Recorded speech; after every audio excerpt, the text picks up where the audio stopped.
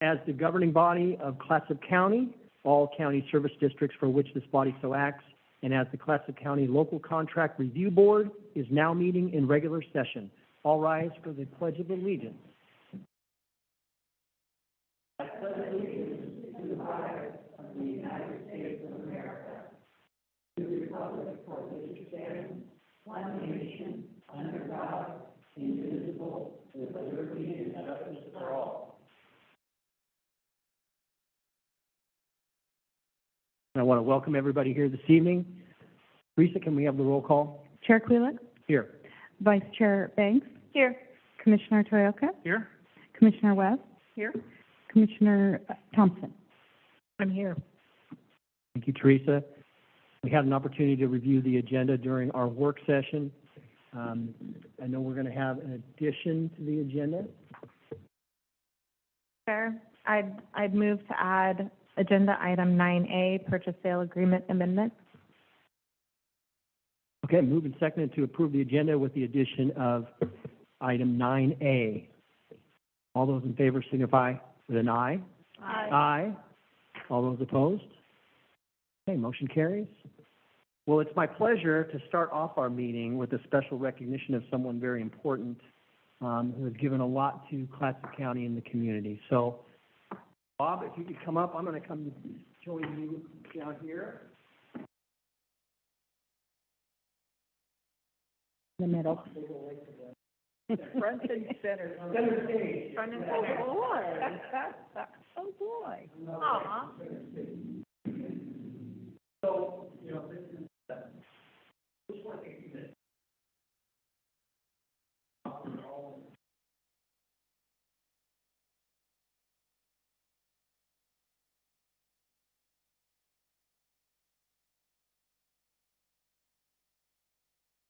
Your time on the board.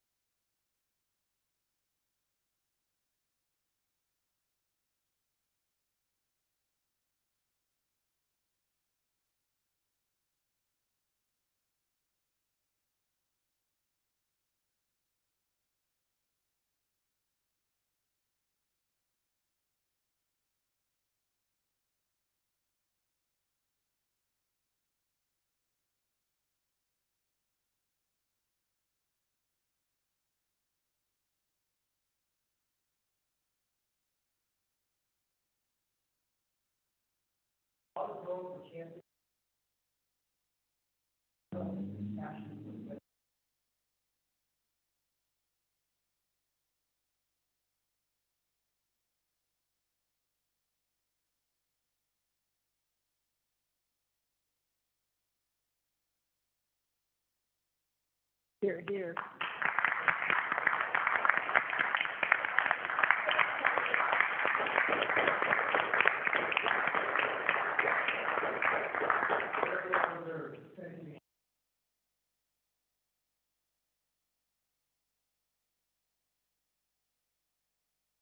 He's flying to Barbados for retirement now. I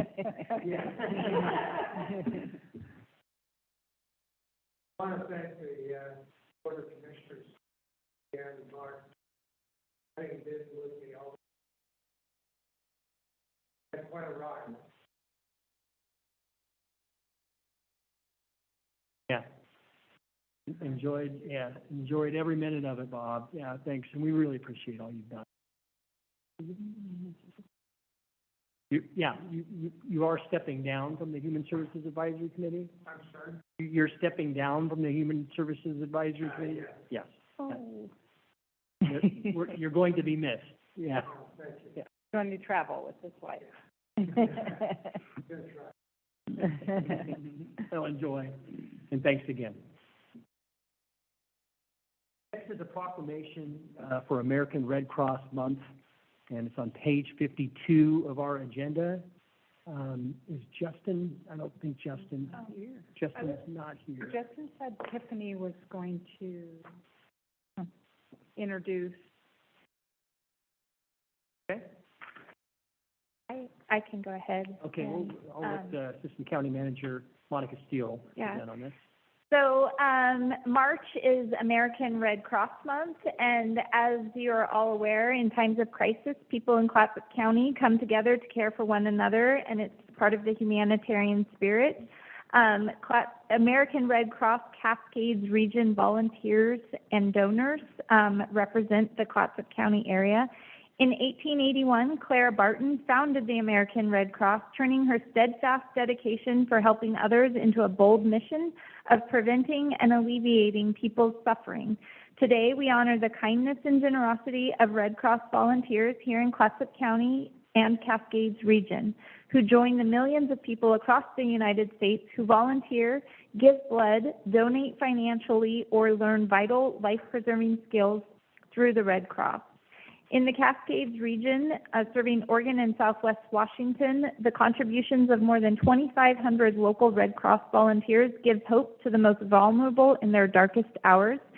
The Red Cross does so by providing more than 1,600 emergency overnight shelter stays, along with food and comfort for families devastated by more than 680 local disasters, such as home fires.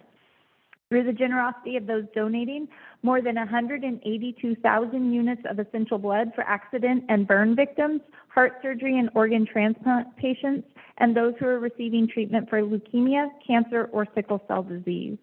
Or by supporting service members and veterans an average of 8 times a day, along with their families and caregivers through the unique challenges of military life. And so Clatsop County is wanting to recognize the American Red Cross with local agencies and faith-based organizations to support more than 30 shelters by providing shelter training, coordinating resources, and integrating into local mass care planning efforts. The work of the Red Cross to prevent and alleviate human suffering is vital to strengthen our community's resilience before, during, and after a disaster. The month of March is dedicated to all those who continue to advance the noble legacy of American Red Cross founder Clara Barton, who lives by her words, "You must never think of anything except the need and how to meet it." Thank you very much, Assistant County Manager.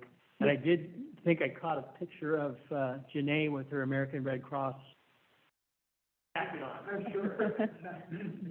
So could I make the motion, Mr. Chair? Mr. Chair, I move to approve the resolution and order proclaiming March to be American Red Cross Month and authorize the chair to read, then sign the proclamation. Second. Moved and seconded to approve resolution and order proclaiming March to be American Red Cross Month and authorize the chair to read, then sign the proclamation. All those in favor signify with an aye. Aye. All those opposed? Okay, motion carries. There's that Red Cross jacket. Sorry about that. That's great. In If the I matter just of have a proclaiming minute, March, yes, thank you. absolutely. Yeah. Sorry about that. I got a conflict with the Manzanita City Council, but they moved that agenda, so I thought I'd just jump in and say thank you very much for supporting the American Red Cross and for everything that you guys do. So I just wanted to really say thank you.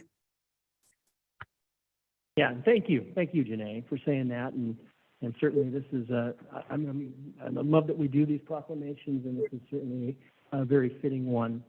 In the matter of proclaiming March to be American Red Cross Month, whereas we hereby proclaim more than 140 years ago, the American Red Cross was established as a humanitarian organization to provide services to those in need, regardless of race, religion, gender, sexual orientation, or citizenship status.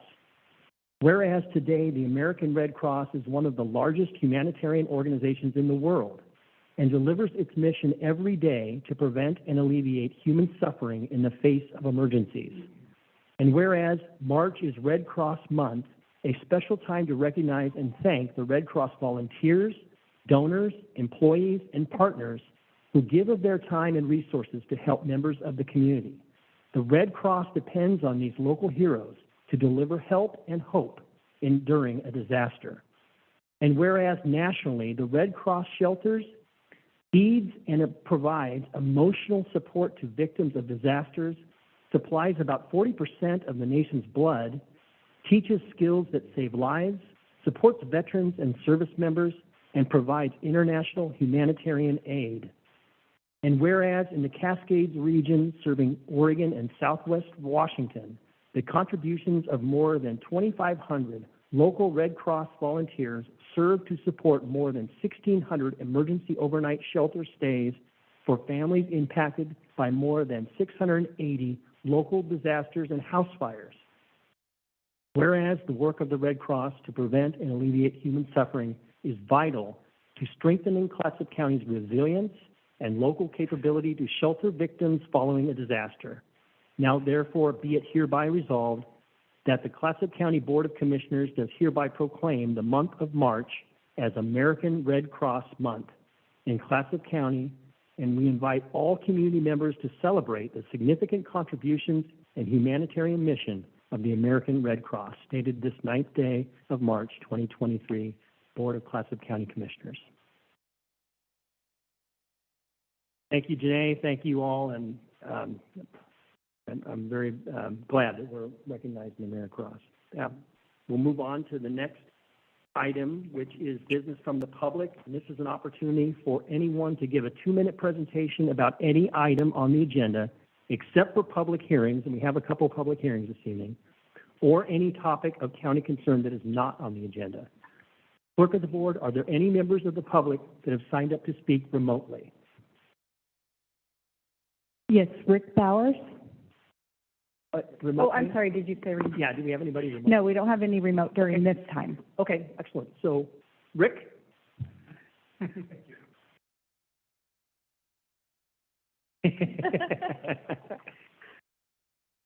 All right, Rick Bowers, 357 Commercial Street, and I'm referring to this, which I believe you have. Yeah, thank you. I want to share some information I tracked down that helped me to understand the plight of low and fixed income folks trying to find housing. I think we all know housing in general is expensive. I just wanted to see some examples for myself, and that's what I'm sharing. I talk about retail apartment rents. I'm not criticizing landlords. I'm just trying to share the plight of the low income.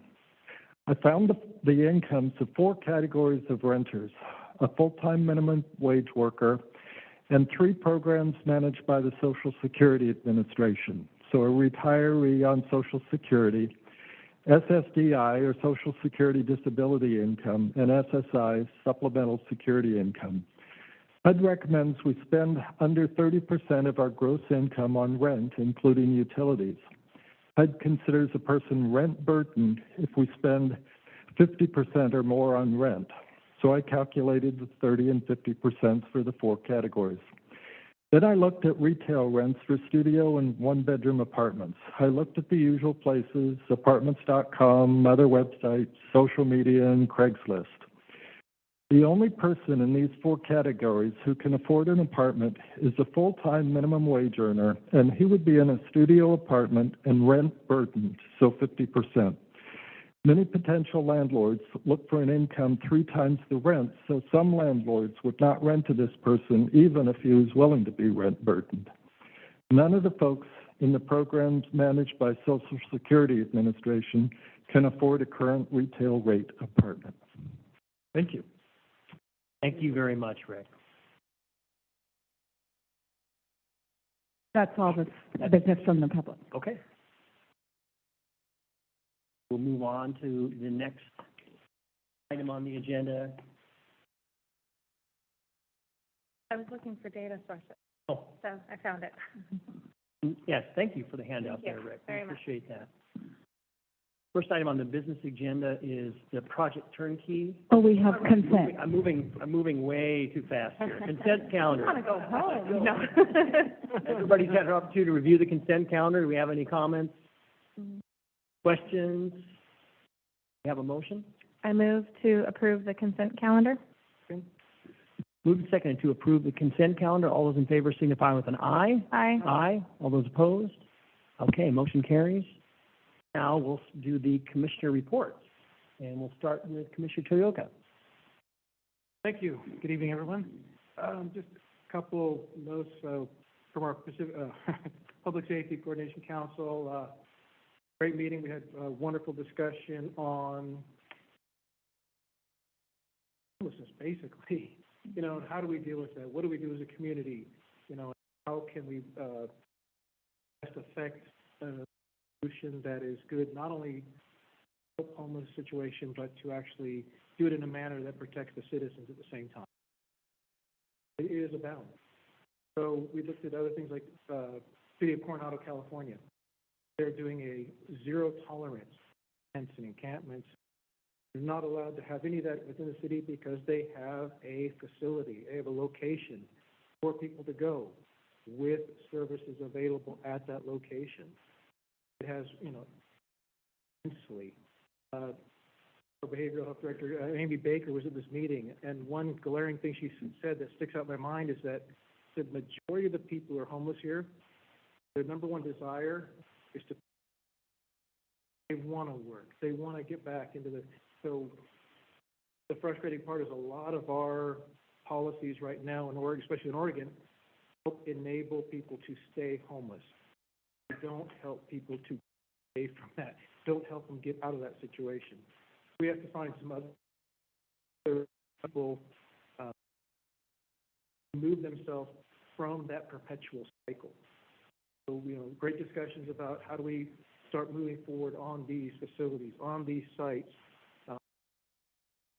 We gravitate towards a zero tolerance for tents and camps and all that to help facilitate moving people to those areas where services are available. Great discussion. There's a long way to go. Part of the factors one other statistic that brought out Measure 110 when that was passed. Along with the other, there's metrics for increased drug use, increased alcohol. There's a lot of other metrics. However, the one glaring one that stands out is that since 110 was passed, in Oregon we've had a 27% increase in homelessness. The majority of that is drugs, behavioral health issues. So we're kind of causing our own problems. We need to figure out how to prevent making more mistakes and then move forward to help provide solutions to get people out of the homelessness situation and not enable them to stay there.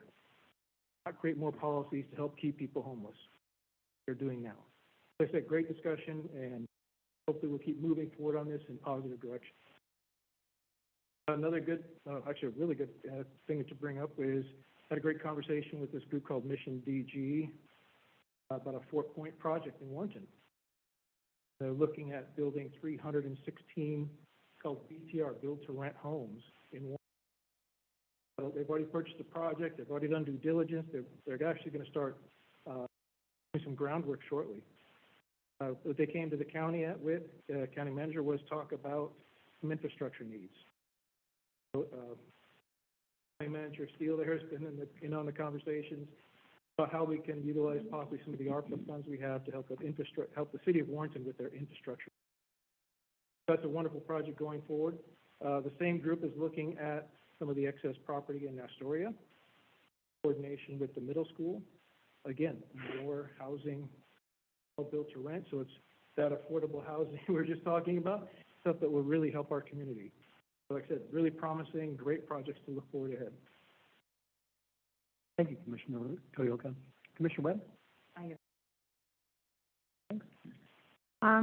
Well, I've spent the last 2 weeks assisting people and encouraging people to come to the Board of Forestry meeting that occurred today in Corvallis. We had a wonderful turnout. I was able to provide testimony myself, but my daughter, I was very proud of her. She provided testimony again also. But the last 2 weeks have just been me trying to facilitate people getting information, getting the data, using the numbers through OFRI, our wonderful letter that our county board sent out the last time. That's been passed around. And so overall, I was very impressed with the turnout this morning. All of our electeds, our legislative representative showed up.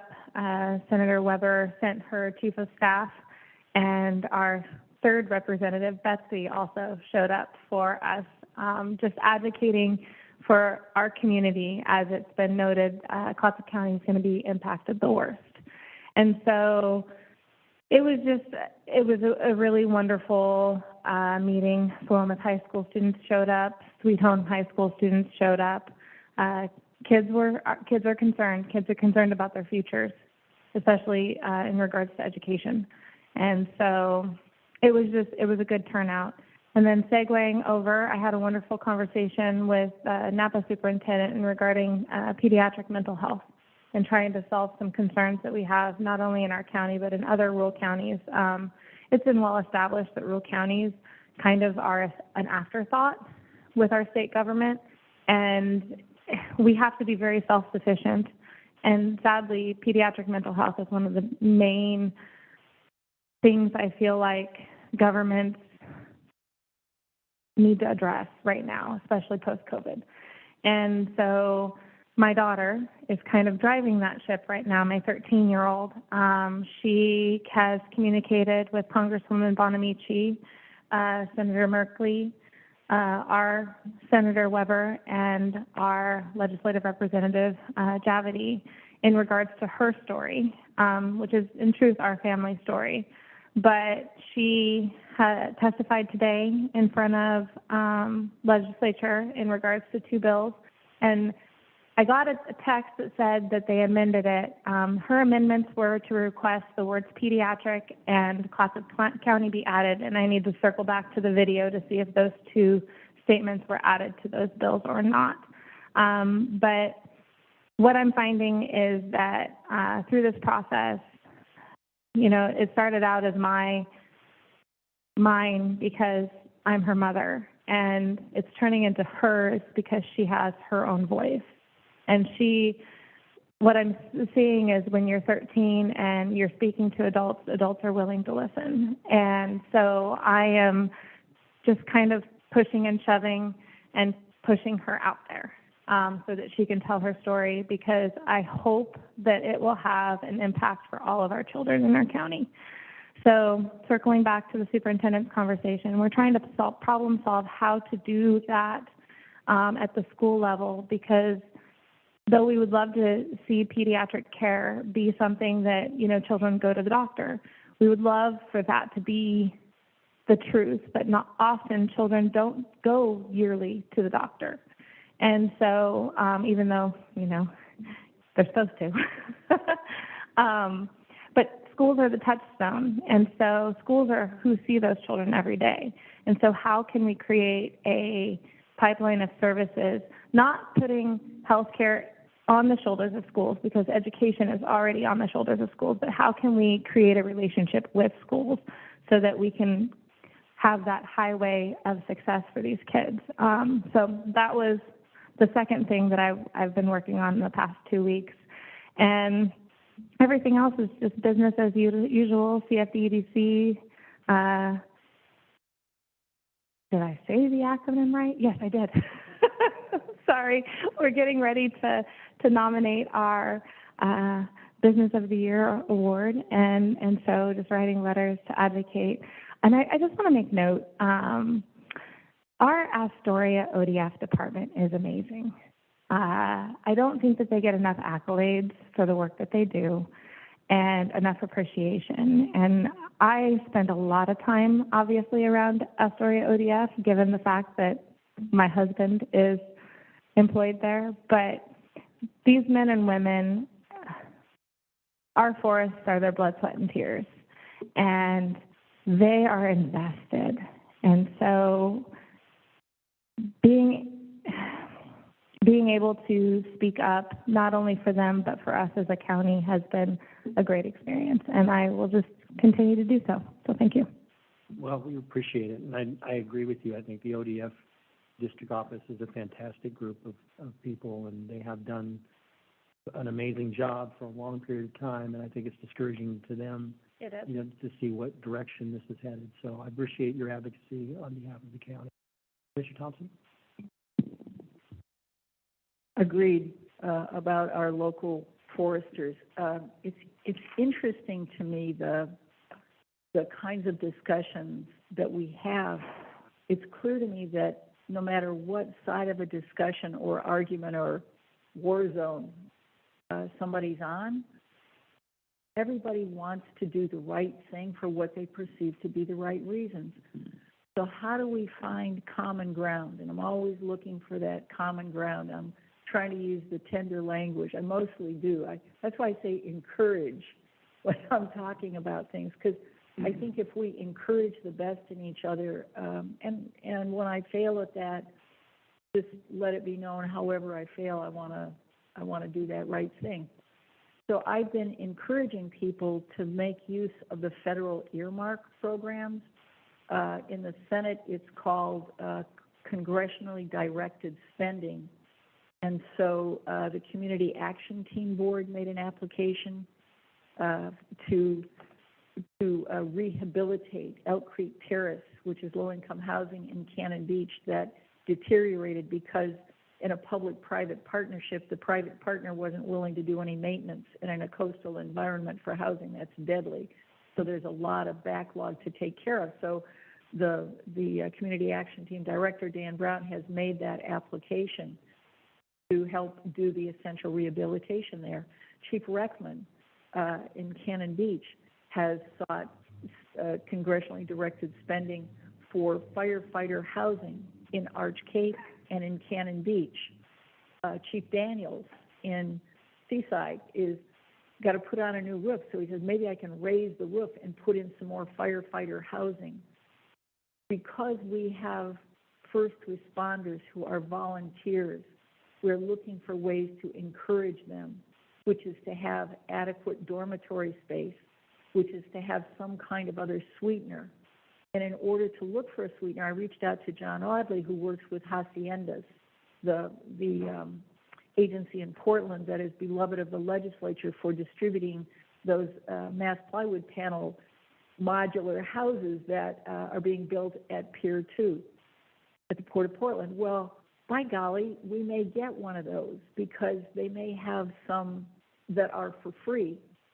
And so we're looking at where around Clatsop County we can get them.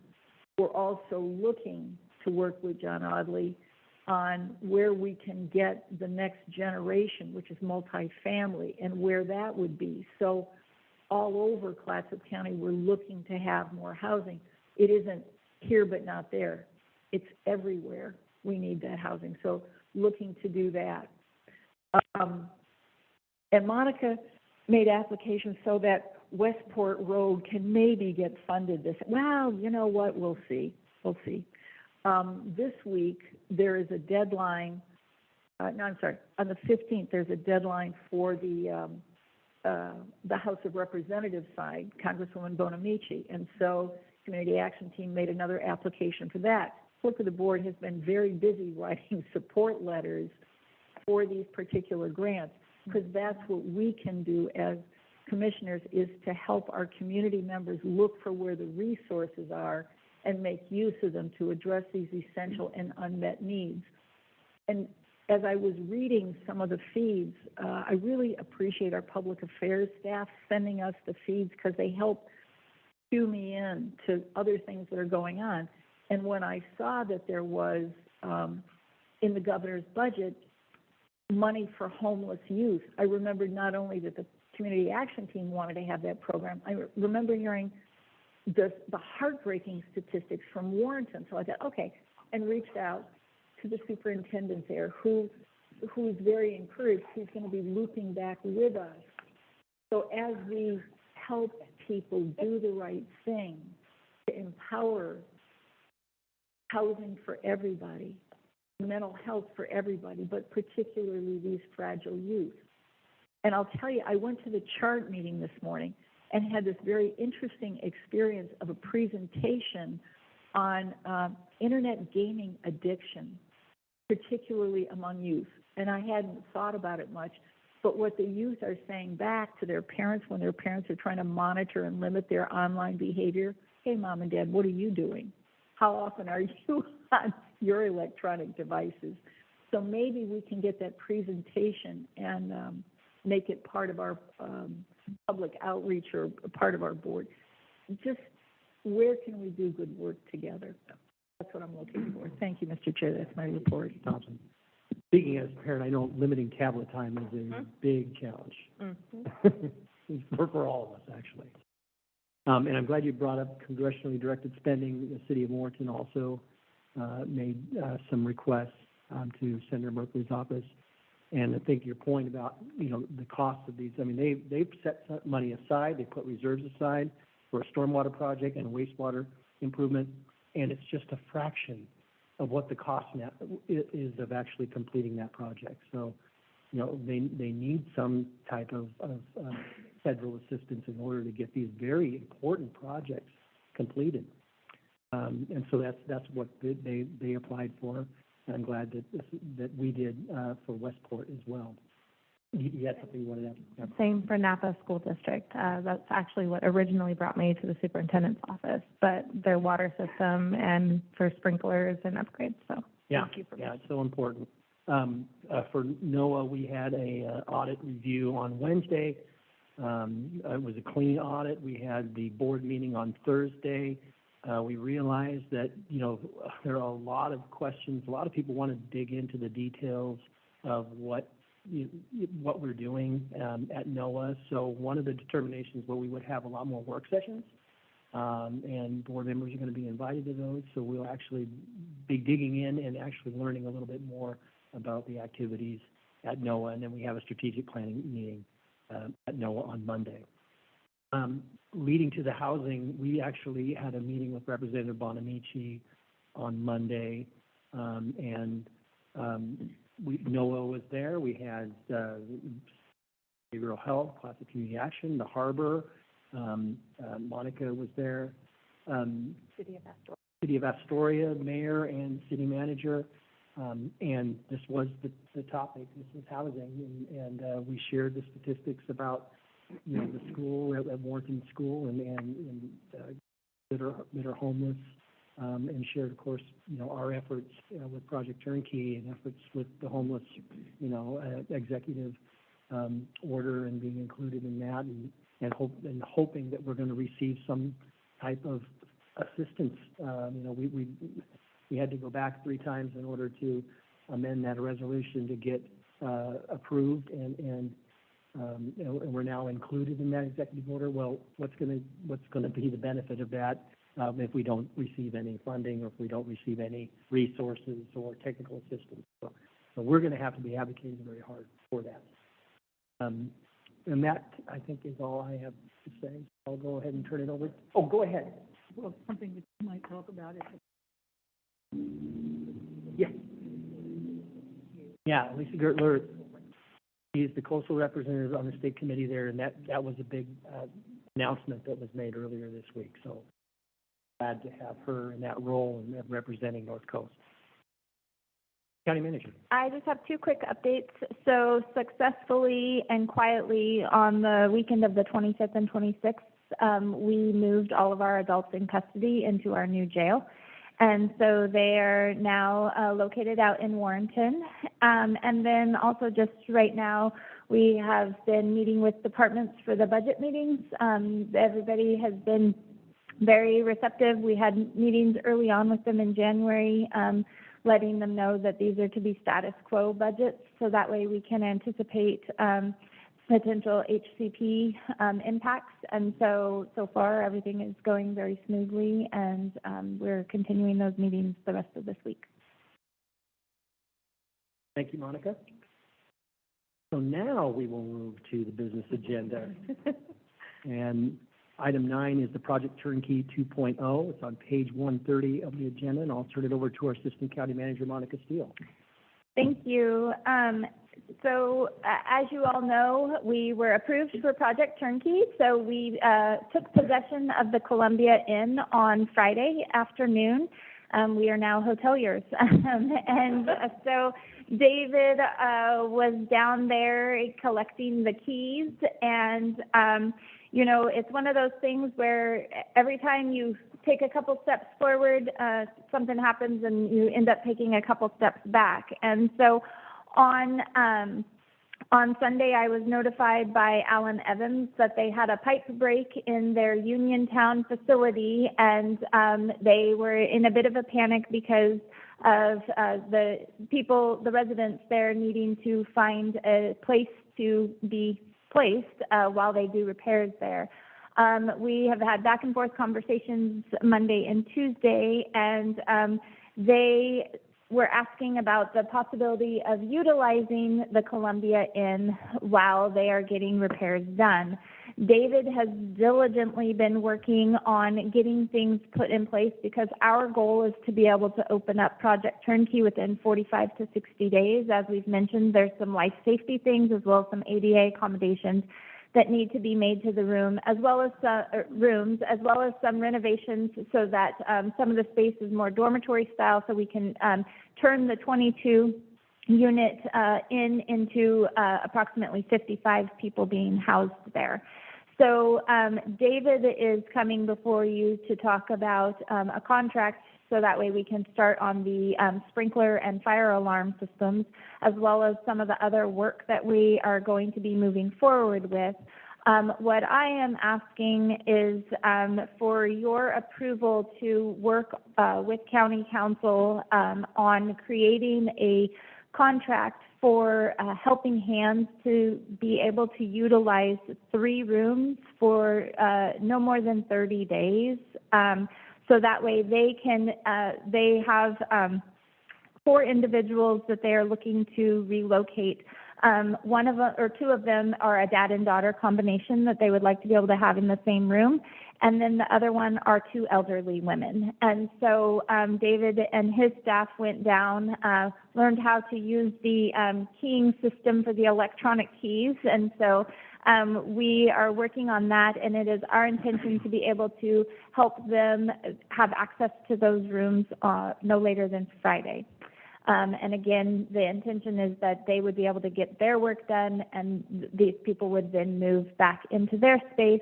We would be able to do our work while they are living there. We might have to shuffle them around depending on how quickly things progress for us.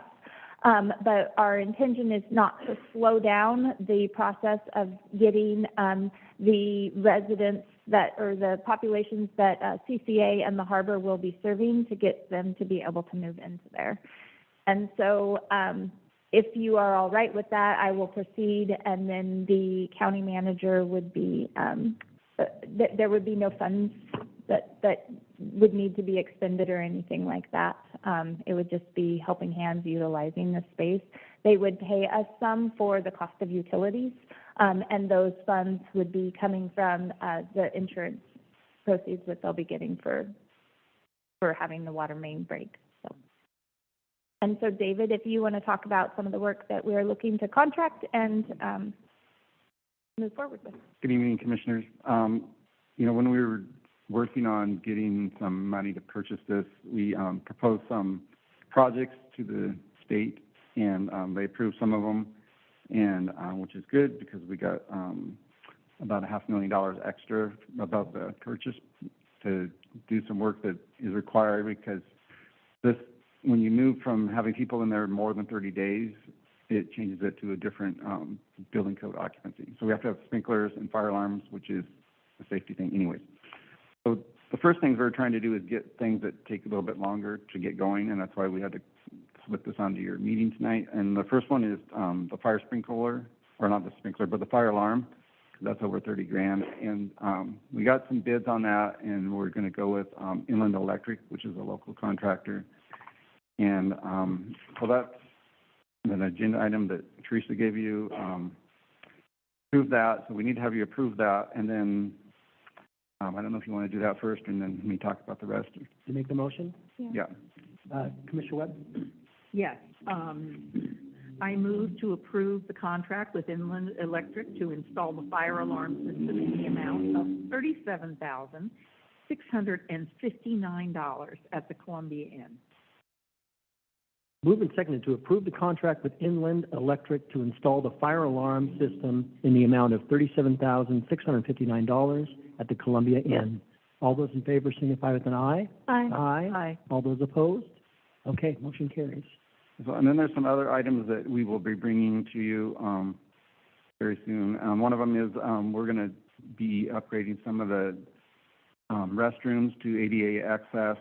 That's really needed in some of them. It's not necessarily a code requirement, but there's a lot of the population that will be housing that need those. And then there's also, when you put fire sprinklers in an attic, that attic is really old and there's not much insulation. You have to insulate up there so the fire sprinklers don't freeze.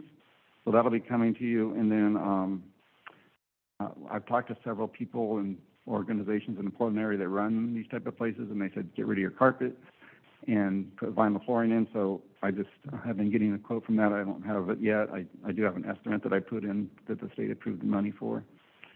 And then where you imagine the little front lobby of the motel, and there was a little manager's apartment.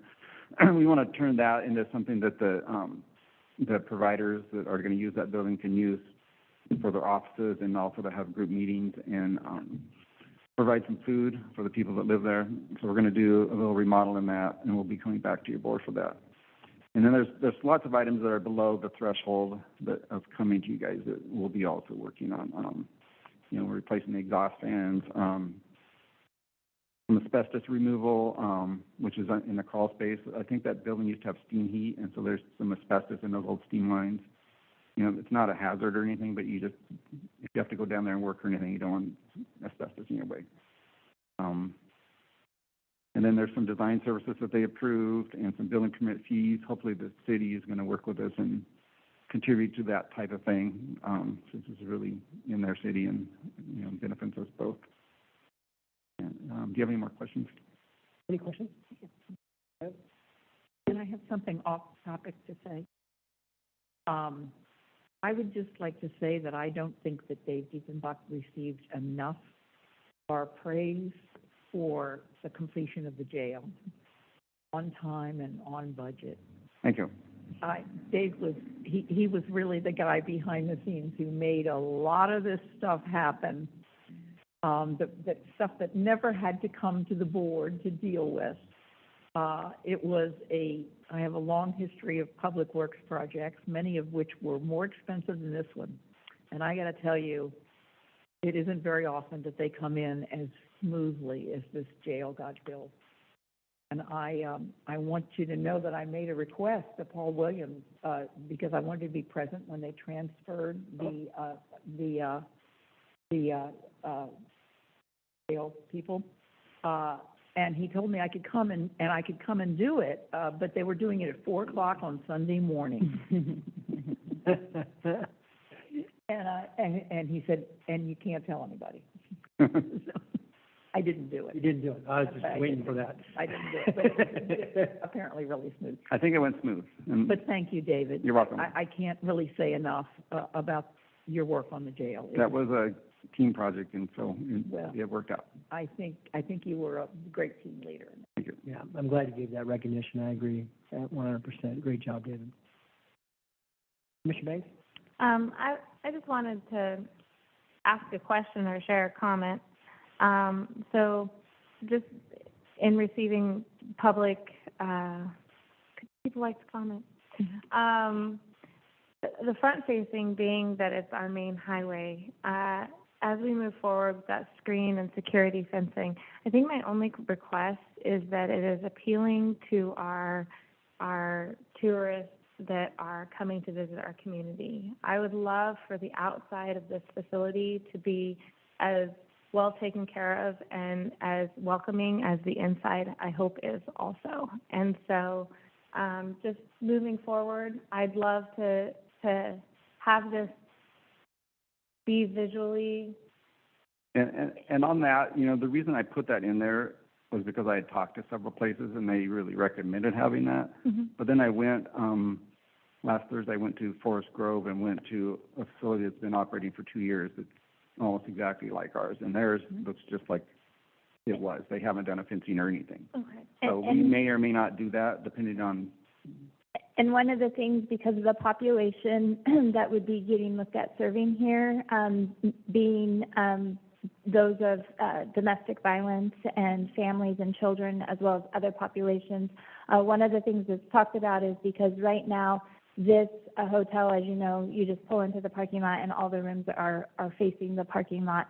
One of the things that has been discussed in regards to putting up fencing and screening would be to close off the covering, so then that way you're only able to access certain areas, so that way those who are, in different situations are not able to access all parts of the space. Can I just say I appreciate the sensitivity, because I I really want this space to be welcoming and to feel like a safe harbor for these folks, but I also didn't want it to be like a looky-loo situation with our community. And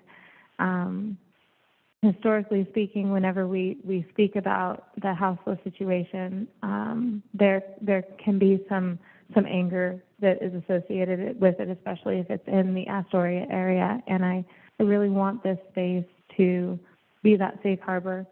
And I love the idea of enclosing that walkway and giving privacy, and not making it look like an internment camp was my concern. I didn't want this space to feel like a cage. So those were my thoughts. Now, some of that is that building has like a canopy out front, and we may just screen it right there, and that would be a secure place, because a lot of these people have possessions that aren't going to fit in that room, but at least they're, I've talked to homeless people, and that's one of their biggest deals is, they can't go to the, unemployment office, Social Security or something like that, because they can't leave their stuff behind, So we're trying to wing this, but we've done some. And we will be working with community partners as well as law enforcement in the city of Astoria as those community partners and social service providers to kind of take an approach in regards to making sure that everybody is having a voice, and this is additive in regards to other shelters, and making sure that we are trying to make sure that everybody is being served as best as they can, whether here or at another location. I appreciate the sensitivity. I really appreciate that. Thank you. Any other comments, question for David? Thank you, David. Thank you very much. Appreciate your work on this. Short time frame, but obviously you've done a great deal of Yeah, and part of it is we're planning. just trying to, while the weather's bad, get people in, and then if we have to do other major work or something that doesn't get done, we do it in the summer when it's not as critical. We appreciate it. Season, I hear. Yeah. Thank you. Thank you, David. Now we're moving on to item 9A, which we added to the agenda, which is the purchase and sale agreement amendment for North Coast Business Park. Assistant County Manager. Sure. So as previously discussed, the purchase sale agreement was signed back in June of 2022. The purchaser extended or had 180 days due diligence period. That time expired in December. They extended it an additional 90 days for $10,000, which went into escrow. They have requested, just due to some ongoing wetland mitigation issues, to revise the purchase and sale agreement rather than having additional 90 days for $10,000, to have this next extension be for 180 days without any additional costs.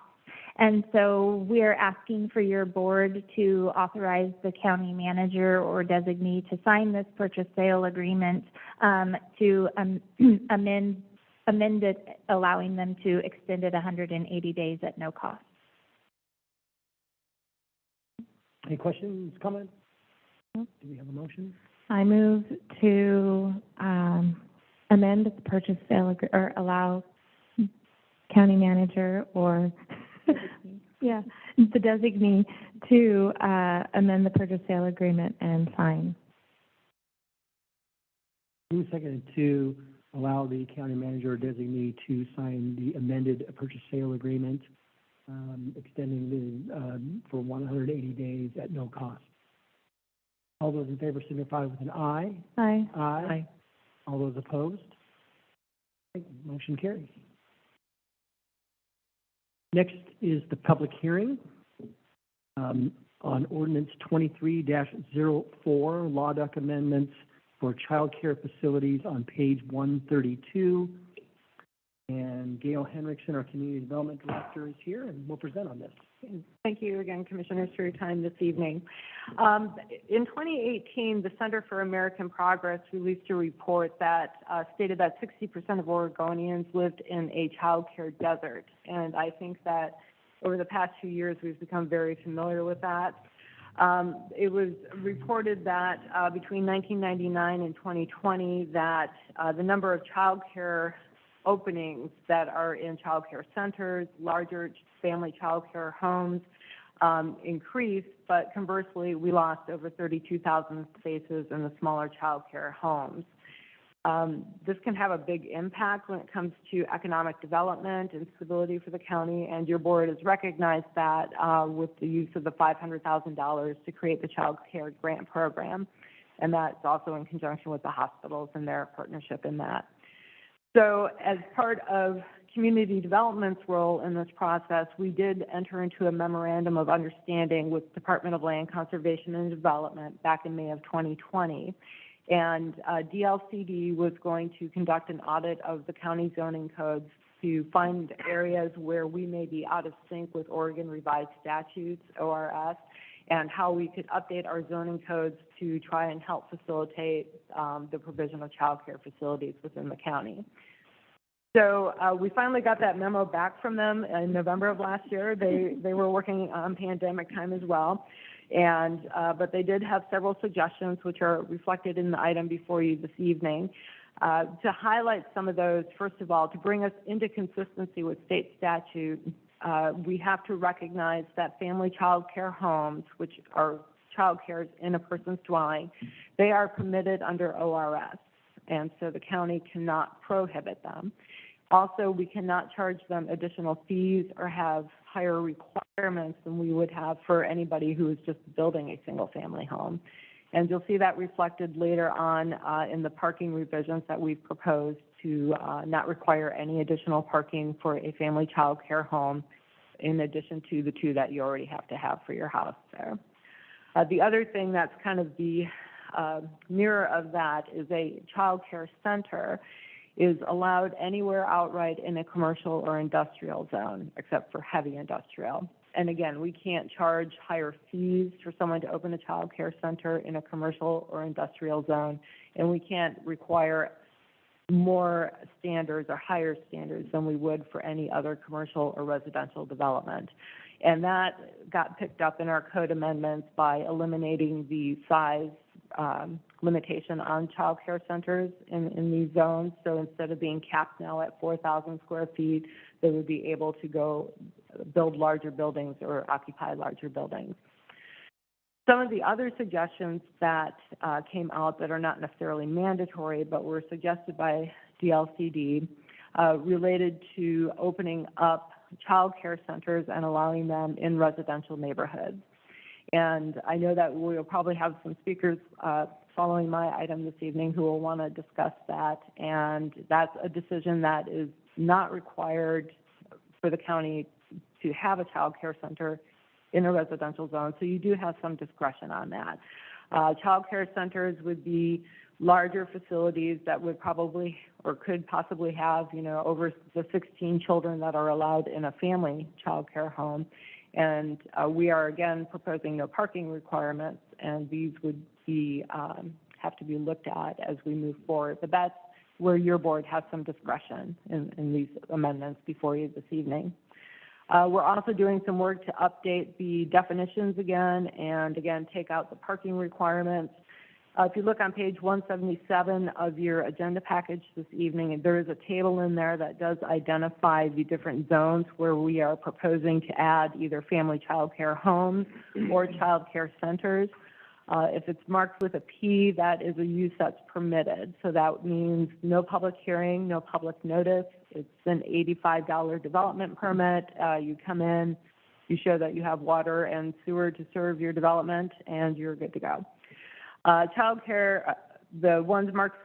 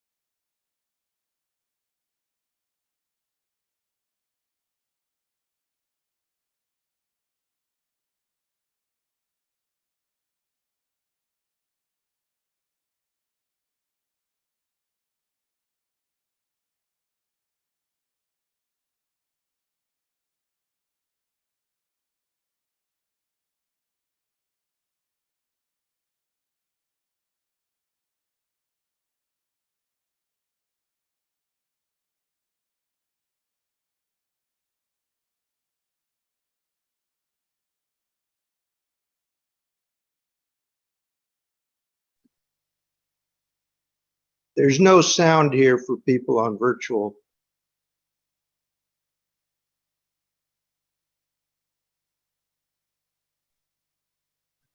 I agree. It's a bummer.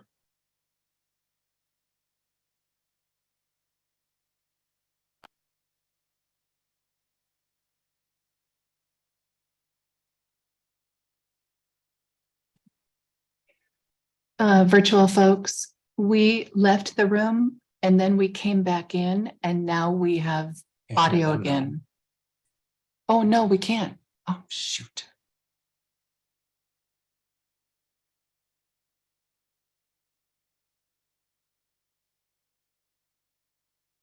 Okay, can you hear us now? We have audio. Okay, great. And thanks again for alerting us that the audio had been disconnected. So we'll go back. Do you want to recap? I mean, I can give the Cliff Real Notes quick. version, that just my experience at the state level, that they are being very specific with the verbiage when discussing the differences between a child care home and a child care center, and that as commissioners moving forward in these discussions, because it's so important to us, is that we are careful not to have an unintended consequence of referring to things that are occurring in a child care home as a child care center or facility. We want to make sure that we're very specific. So thank you. Any comments from staff or? Well, yeah, I mean, I think it was very clear. I think that in Gail's report, it was very clear, and the communications from LCDC were, so they were all done. Yes, our staff has done an amazing job. That was not the reflection that I was intending to portray. The reflection is that at a state level, the verbiage is becoming more and more specific, and so that we as commission. The LCD probably has the right. Thank you, Commissioner Webb. I appreciate your comments. Okay, any other questions for staff this time? Okay, if not, we'll go ahead and have the first reading by title only. County Council? Okay, this is ordinance number 23-04, in the matter of an ordinance adapting amendments to the Clatsop County Land and Water Development and Use Code to address family child care homes and child care centers. Thank you, County Council. So at this time, I'll open the public hearing on ordinance 23-04. Does any commissioner have a conflict of interest to report? Not seeing any. Clerk of the board, are there any members of the public signed up to speak remotely? Yes. Okay. If you've signed up to testify, please wait until you're called on, then give your name and address for the record, and you'll have 2 minutes to speak. Jeff and Denise Davis. Jeff and Denise Davis. Yes, thank you. Jeff and Denise Davis, 79432 Ray Brown Road, Cove Beach. Commissioners, thank you for this opportunity. Oh, I'm not sure you could hear me. Can you hear me now? We can hear you. Okay, great.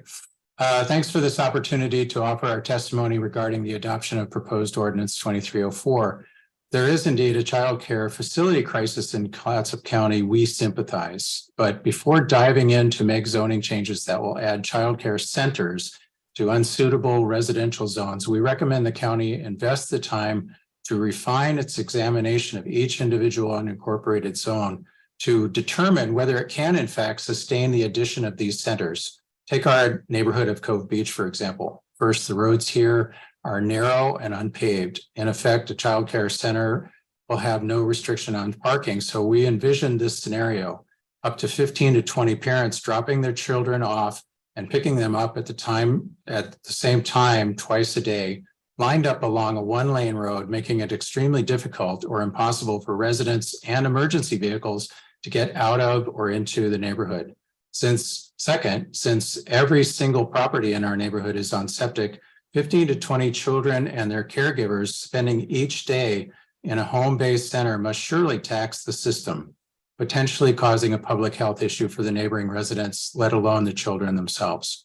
Finally, Our neighborhood is remote, making it difficult for emergency vehicles to respond quickly. Would you want your child at a child care center that doesn't have emergency services readily available?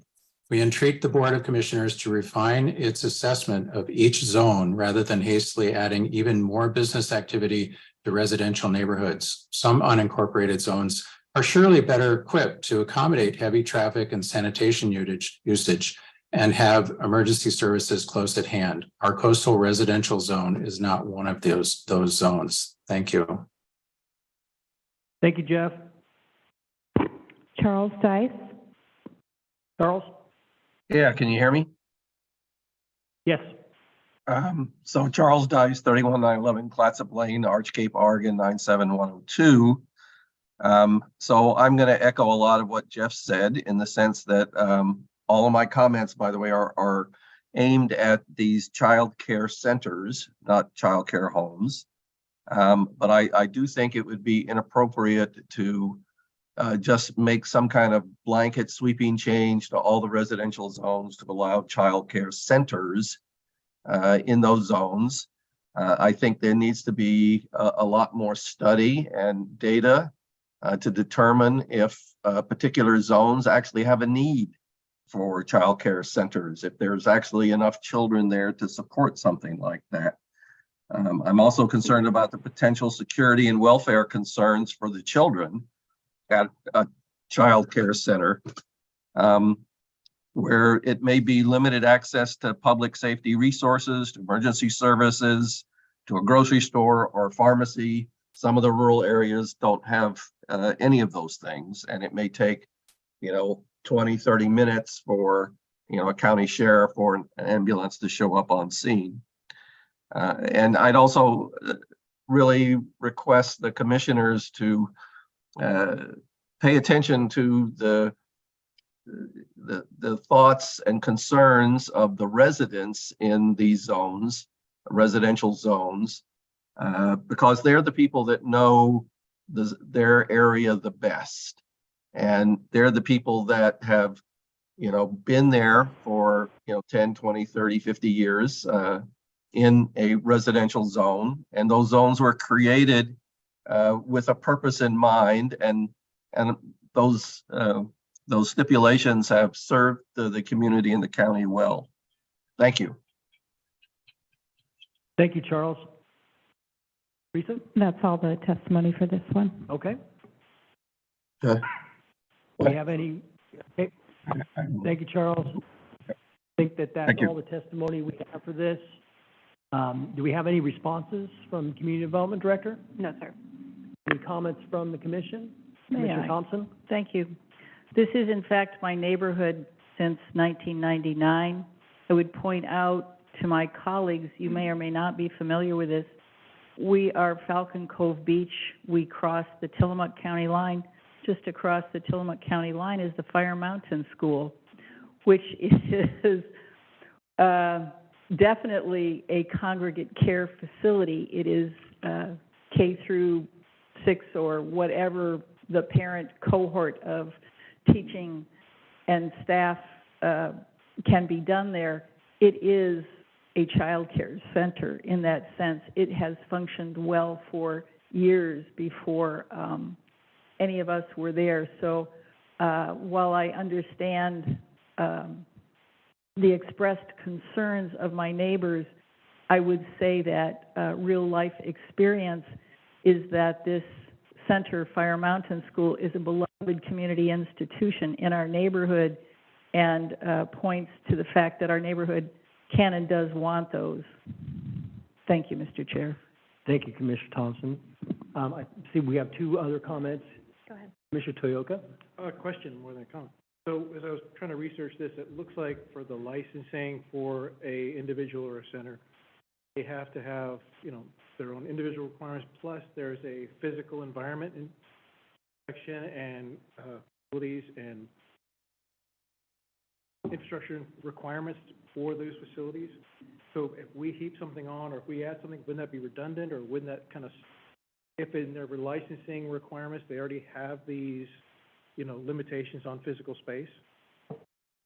That if somebody had an issue with either access or capacity, wouldn't that kind of already be taken care of in that process of licensing?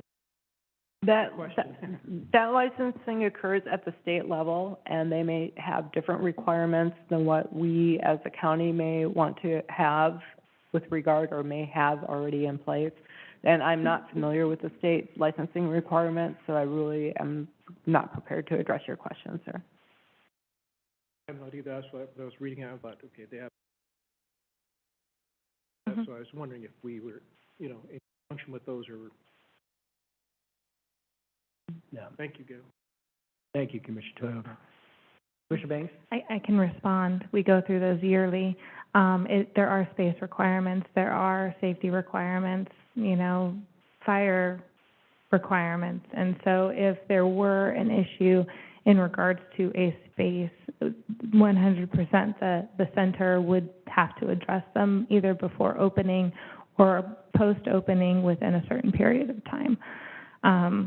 I appreciate Commissioner Thompson's comments regarding the Fire Mountain School. I know of a number of homeschool community children that congregate in rural communities, and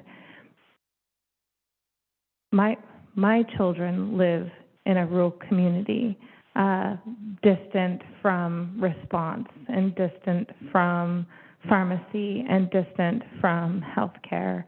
And traditionally, rural community parents would much prefer to have their child in their home space or in their home community versus having to bring that child to town and then potentially have to go back to town to get that child.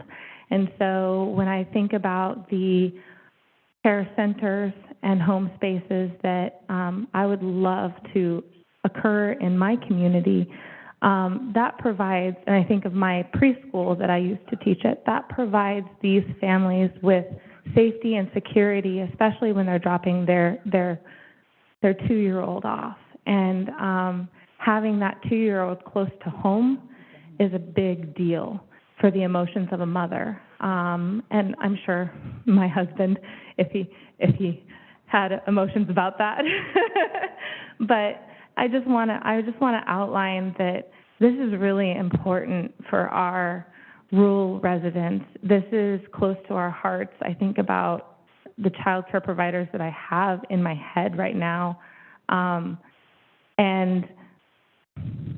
I wouldn't trade their location in Napa or Swenson or Westport for anything because being close to home is important.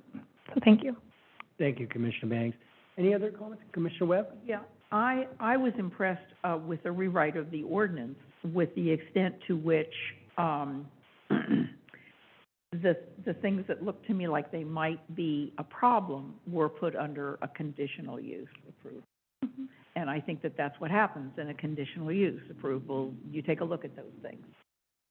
And I was very impressed with the way the staff appropriately did that in each of those zones. I feel very good about this. I think this. Thank you, Commissioner Webb. Any other comments, questions? Not, we will need a motion to conduct the first reading. I move to conduct the first reading. Second. Moved and seconded to conduct the first reading of ordinance number 23-04. Open the public hearing and take testimony and continue the matter to March 22nd, 2023. All those in favor signify with an aye. Aye. Aye. All those opposed? Okay, motion carries, and we'll continue the public hearing to March 22nd. Okay, thank you. Thank you, Gail. Next public hearing is Rural Accessory Dwelling Unit Regulations and Amendments, page 194. So this is the time set for a public hearing on ordinance 23-03, Rural Accessory Dwelling Unit Regulations Amendments. And again, I will turn it over to our Community Development Director, Gail Henriksen, for the staff report. And I'm actually going to turn it over to David Cook, who is also one of our planners and who has done the lion's share of work on this project. Fantastic. Thank you, David. Thank you.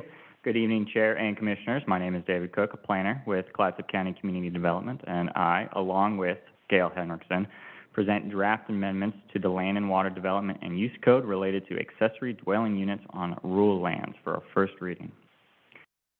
There were two recent state legislative actions, House Bill 3012 and Senate Bill 391, that allow counties to expand their ability to permit different types of accessory dwelling units, or ADUs.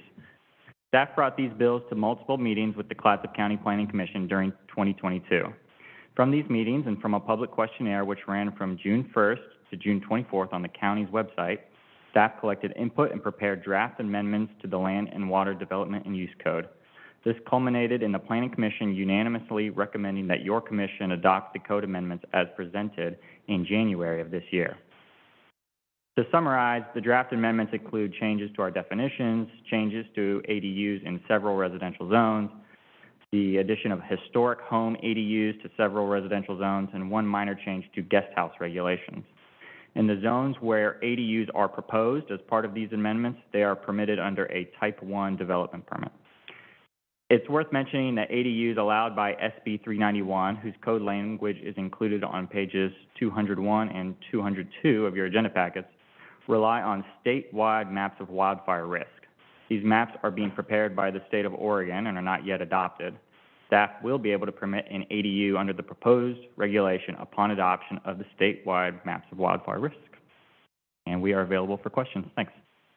Thank you, David. Any questions at this time? Commissioner Thompson. Well, well done. I'm really eager. How soon can this happen so that if we can get some free ADUs, we can offer them out in rural Clatsop County, or even affordable ADUs? Yeah, Commissioner Thompson, that's a good question. Once this code language is adopted, it can take effect. Some of the portions of it can take effect that don't rely on the statewide wildfire risk maps. Those things can take into effect. So, minor changes to the accessory dwelling units we already permit in the rural community areas like Miles Crossing, Jeffers Garden, Westport. Those changes can take effect right away, and the minor change we've proposed to guest houses can take effect right away. The historic home ADUs proposed can take effect right away, but it's really the meat and potatoes of Senate Bill 391 do rely on those wildfire risk maps. And so even if we were to adopt this language, we can't propose we can't permit anything under that language until those wildfire risk maps are approved. Very clear. Thank you very much. Any other questions of staff? Okay. County Council, can we have the first reading by title only? Yes, this is ordinance number 23-03, in the matter of an ordinance adopting amendments to the Clatsop County Land and Water Development and Use Code regarding accessory dwelling units and guest houses. Thank you, County Council. At this time, I'll open the public hearing on ordinance 23-03. Does any commissioner have a conflict of interest? No, no conflict of interest report. Clerk of the board, are there any members of the public signed up to speak remotely? No, there are not.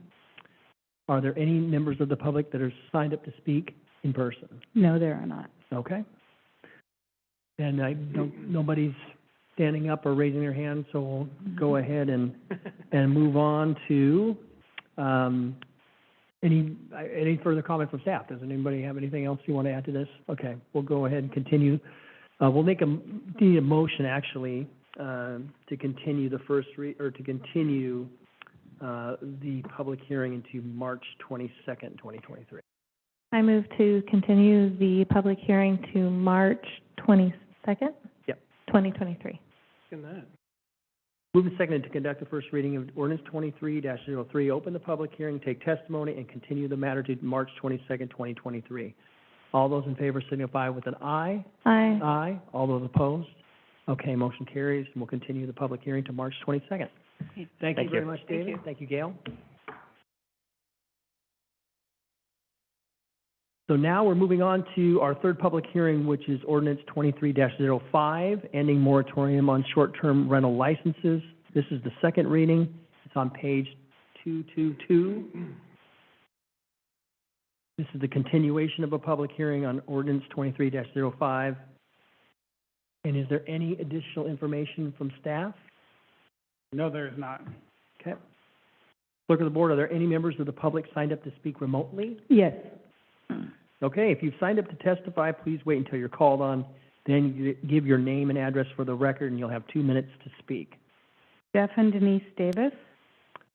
Jeff?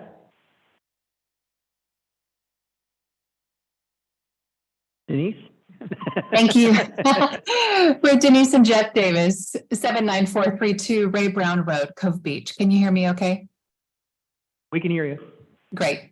We're concerned that the board is rushing to lift the moratorium and extend renewal deadlines on existing STR permits without the promised discussion and implementation of caps or any limits on these businesses in our neighborhoods.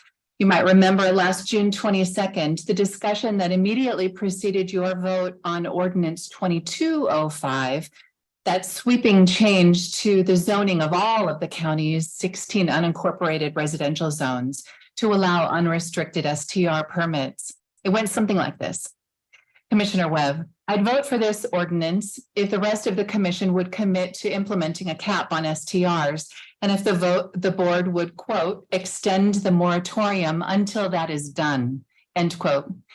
At the end of the ensuing discussion, Chair Coelho summarized with no opposition and with the carried motion that the board directed staff to proceed through the requisite process, including 2 public input sessions, and return to the board in roughly 5 weeks with a plan and timeline to address STR caps. Then on August 17th, the second input session required by the process was abruptly canceled the day of. And never again did we hear of any discussion, let alone implementation, regarding caps on permits or any other limits on STR businesses in our more fragile neighborhoods.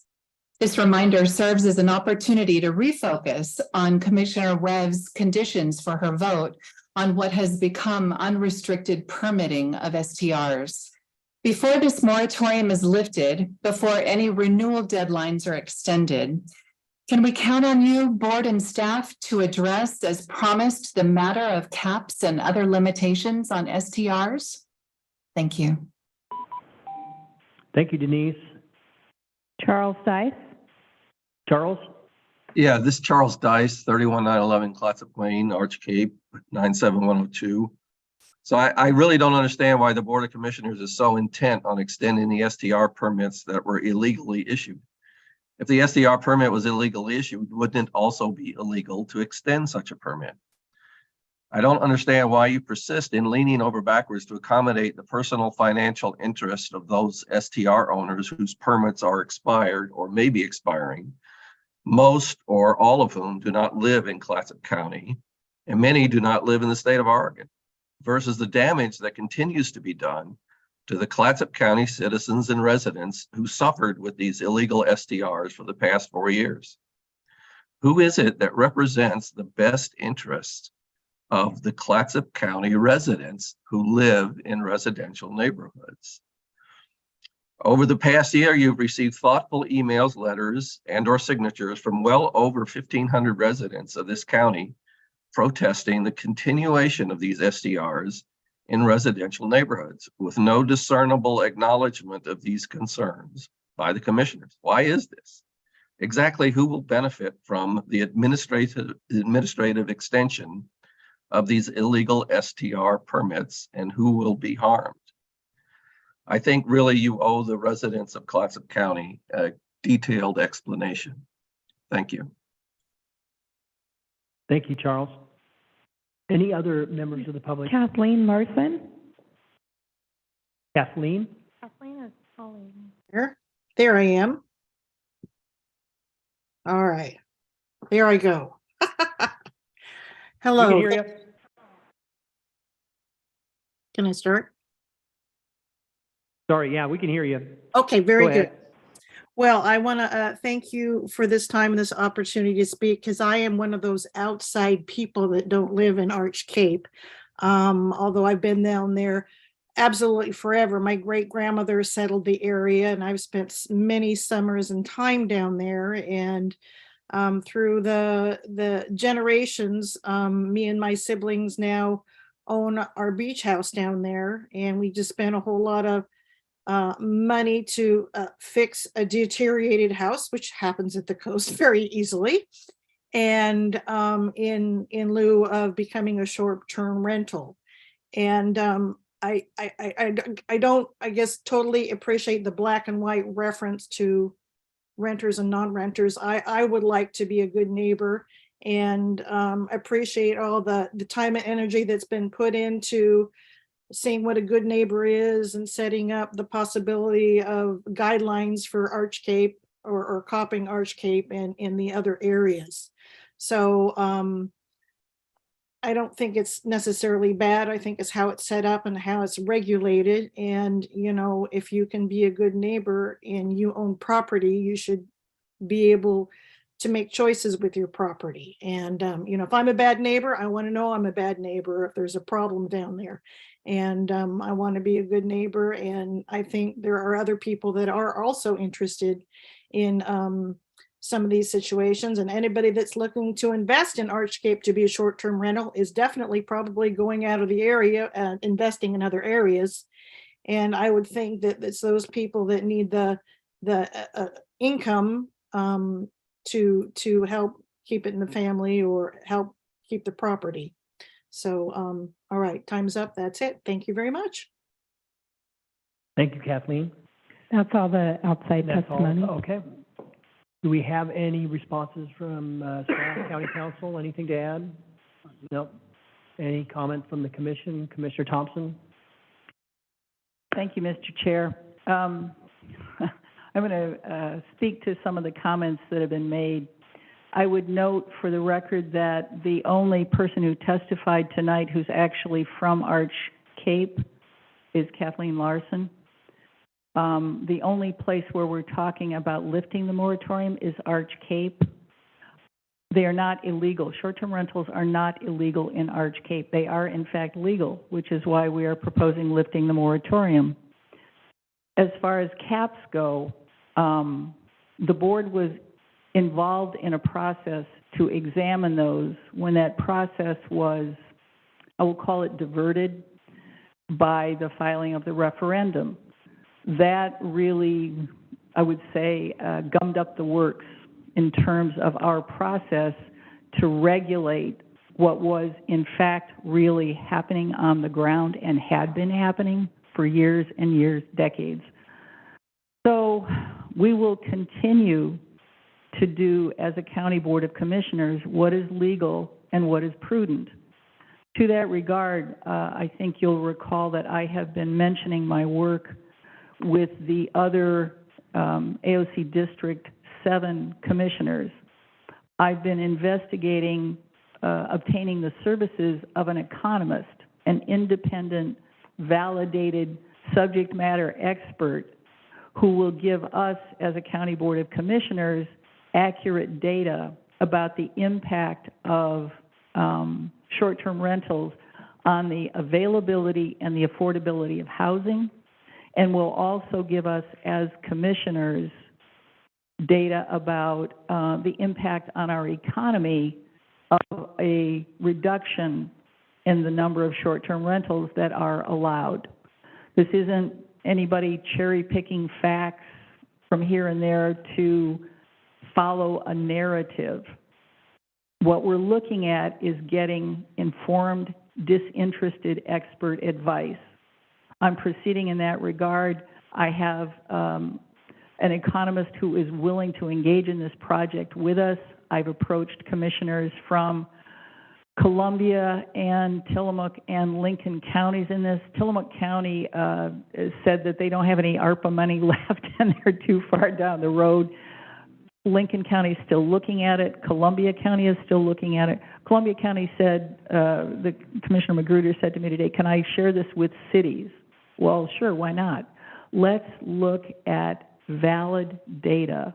Let's not engage in community warfare, because that's what this has turned into. Valid, independent data. We're on our way, just not there yet. Thank you. Thank you, Commissioner Thompson.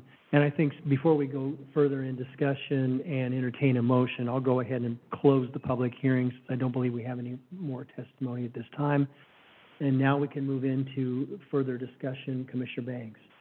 I just want to make note and appreciate your narrative regarding what occurred in the discussions of CAPS and the Good Neighbor Ordinance and that entire process last year. Once that referendum was filed, it slid everything sideways for us as commissioners in conversation because we were stuck. Like, we can't discuss something with another item on the docket, I guess. It would have been, I don't know the best word to describe it, but ineffective for us to continue those conversations. Now, in regards to the moratorium in Arch Cape, it's returning to status quo, so folks like Kathleen Larson can get their permit for their family home, so that they can afford to keep that in their family. And historically speaking, I had this conversation over coffee with my father-in-law, and on the off during the winter months, when they weren't in the fire towers, they would rent beach houses in the Arch Cape Cove Beach area and also in Tillamook, just depending on where there was availability. And those were considered short-term rentals. They rented them for a month, possibly two. But that was what they did while his dad was working in the woods and while his mom was, not in the fire towers. And so there's a lot of history in short-term rentals, and to say that they're illegal seems disingenuous because that's something that we've been doing on the coast for as long as I've been on this earth, and that's, more than a couple years. So I guess I just want to make note that I want our coast to be accessible to all, and not just those who can afford the hotel costs. I see our softball teams and our basketball teams play tournaments, and I hear children speak about staying in an actual house when they're sitting in the stands and how excited they are to actually be able to have a bedroom and to play and have a kitchen. And so I want our area to be accessible to all. I feel like that is something that is important. And so I know that I got sidetracked, I think, with a lot of folks when our topic is only a moratorium. And so I'm just pleased to hopefully be able to lift that this evening. Thank you, Commissioner Bangs. Any further discussion? Commissioner Toyoka? The question is, who we have, in previous testimony, we've heard, that there were a few thousand people who have been put, letters and, and now tonight was 1,500. Do we have that so we can look at it? Because I, represent District 2, and I've received emails and calls and letters, and it's not approaching nearly those numbers. But if we have it, it would be interesting so we can actually get real info and kind of assimilate that ourselves. May I, Mr. Chair? Sure. You raise an interesting point, Commissioner Toyoka. That is a question of quantity. I would raise the additional issue of quality, because people have said to me quietly in private, well, I signed something, but I really don't have a problem. There's amount of, I don't know if it's wanting to get along with a neighbor. I don't know if there's some intimidation factor involved. There's no way to evaluate how heartfelt those are. That's why we'll have an election, and we'll go forward. We will do our best, all of us together, the team of the governing body, to develop a solution that is an equitable public policy that is well considered, and I hope backed, as I have also said, by qualified data. Thank you, Commissioner Thompson. Do we have any other discussion? If none, then we'll entertain a motion.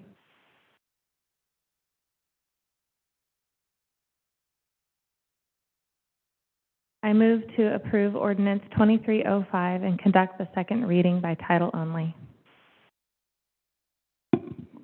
I'll second that motion. Moved and seconded to adopt ordinance number 23-05, ending the moratorium on short-term rental licenses and conduct the second reading by title only. All those in favor signify with an aye. Aye. All those opposed? Nay. Nay. Can we have a roll call vote, Teresa? Yes. Chair Quila? Aye. Vice Chair Banks? Aye. Commissioner Toyoka? Aye. Commissioner Webb? Nay. Commissioner Thompson? Yep, and the ayes have it. Thank you, Teresa. That concludes our agenda this evening. We just have to read the title real quick. Oh, yeah. Let's do that. May we have the second reading by title only? County Council. This is ordinance number 23-05 in the matter of an ordinance rescinding ordinance 21-03, which suspended new short-term rental license processing under Clatsop County Code Sections 5.12.010 through 5.12120. Thank you, County Council. Good to have someone that can keep me on track. Do we have anything for the good of the order this evening? Okay, well, if not, we'll go ahead and adjourn. Thank you, everybody, for being here. Have a good rest of your evening.